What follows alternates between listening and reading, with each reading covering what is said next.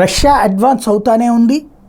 అవద్విక తర్వాత వివిధ ప్రాంతాలకి వెళ్ళిపోతూ ఉంది, లోపలికి వెళ్ళిపోతూ వస్తుంది. తాజాగా చూస్తే డొనెట్స్క్ ప్రాంతంలో ఉన్నటువంటి కొత్త ఏరియా ఒచెట్రైన్ అనేటువంటి ప్రాంతం దగ్గర దాకా రష్యన్ సైన్యం వెళ్ళిపోయింది.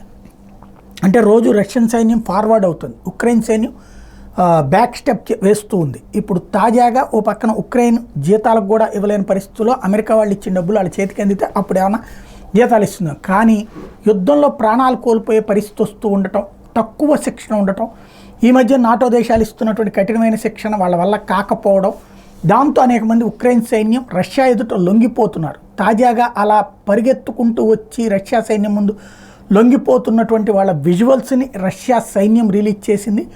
ఇది ఉక్రెయిన్ పరిస్థితి. అంటే ఒక రకంగా అది సైకలాజికల్ గేమ్. వాళ్ళు ఎవరైతే లొంగిపోవడానికి ముందు వచ్చిన వాళ్ళని అలా పరిగెత్తుకొచ్చి లొంగిపోమని చెప్పుంటారు, అది విజువల్ తీశారు. వాటిని ప్రపంచానికి చూపెడుతూ ఈవెన్ ఉక్రెయిన్ సైన్యాన్ని డిమోరలైజ్ చేసే ప్రయత్నం చేస్తున్నారు.